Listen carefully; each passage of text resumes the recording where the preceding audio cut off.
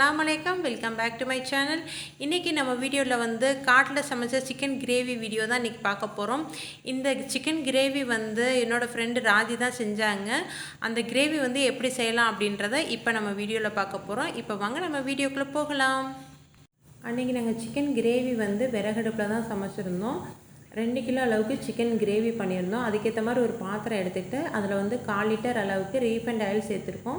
Oil நல்லா heat ஆனதுக்கப்புறம் வந்து பட்டை, சோம்பு, கிராம்பெல்லாம் ஒரு பாக்கெட்டில் இருக்கும் பார்த்திங்களா, அது ஒரு பாக்கெட் ஃபுல்லாமே அதில் சேர்த்துக்கிட்டோம். அது ஃபுல்லாமே சேர்த்ததுக்கப்புறம் வந்து கருவேப்பிலை வந்து கொஞ்சமாக சேர்த்துக்கிட்டோம். கருவேப்பிலை நல்லா பொரிய விட்டு இதில் வந்து ஒரு 1/2 கிலோ சின்ன வெங்காயத்தை வந்து நீளமாக கட் பண்ணி வச்சுருந்தோம். அதுவும் ஒரு 4 பச்சை மிளகாவும் அது கூட சேர்த்துட்டு வெங்காயம் நல்லா வதங்கினதுக்கப்புறம் வந்து 200 கிராம் வந்து இஞ்சி பூண்டு பேஸ்ட்டு சேர்த்துக்கிட்டோம். இஞ்சி பூண்டோட பச்சை வாசனை போனதுக்கப்புறம் வந்து ஒரு 7 தக்காளியை வந்து கட் பண்ணி வச்சுருந்தோம். அதே ஃபுல்லாமே சேர்த்தாச்சு. தக்காளி வந்து நல்லா மசிகிறதுக்காக வந்து கொஞ்சமாக உப்பு சேர்த்துக்கலாம். உப்பு சேர்த்ததுக்கப்புறம் வந்து நல்லா மிக்ஸ் பண்ணி விட்டுட்டு தக்காளி நல்லா மசிஞ்சதுக்கப்புறம் வந்து ஒரு 2 டேபிள் ஸ்பூன் அளவுக்கு மஞ்சள்தூள் சேர்த்துக்கலாம்.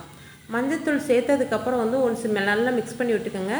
மிக்ஸ் பண்ணதுக்கப்புறம் வந்து 2 கிலோ அளவுக்கு க்ளீன் பண்ணி வச்சுருக்க சிக்கனை ஃபுல்லாமே சேர்த்துக்கலாம். சிக்கனை சேர்த்ததுக்கப்புறம் தண்ணி எதுவுமே சேர்க்காமல் ஒரு 10 நிமிஷம் மட்டும் மூடி போட்டு வேக வச்சிங்க அப்படின்னா அந்த சிக்கன்லேருந்தே வந்து தண்ணி ஃபுல்லாமே வெளியாகி உங்களுக்கு நல்லா சிக்கன் வந்து வெந்திருக்கும். இந்த மாதிரி நல்லா வெந்ததுக்கப்புறம் வந்து இதில் ஃபுல்லாமே மசாலா சேர்த்துக்கலாம். என்னென்ன மசாலா சேர்த்துருந்தோம் அப்படின்னா உங்களுக்கு சிக்கன் 65 மசாலா வந்து 10 ரூபா பாக்கெட் வந்து 2, கரம் மசாலா பாக்கெட்டில் வந்து 5 ரூபா பாக்கெட் வந்து 1 சேர்த்துருந்தோம்.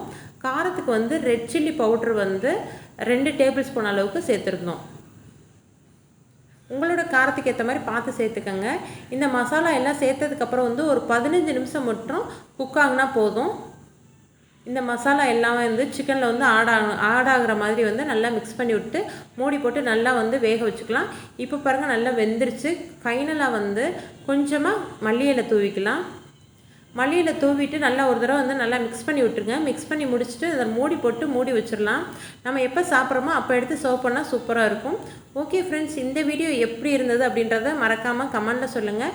இந்த வீடியோ உங்களுக்கு பிடிச்சிருந்தா லைக் பண்ணி ஷேர் பண்ணி கமெண்ட் பண்ணுங்கள். மறக்காமல் அனிஷ்னா கிச்சனுக்கு சப்ஸ்கிரைப் பண்ணி பக்கத்தில் இருக்க பெல் பட்டனை கிளிக் பண்ணிக்கோங்க.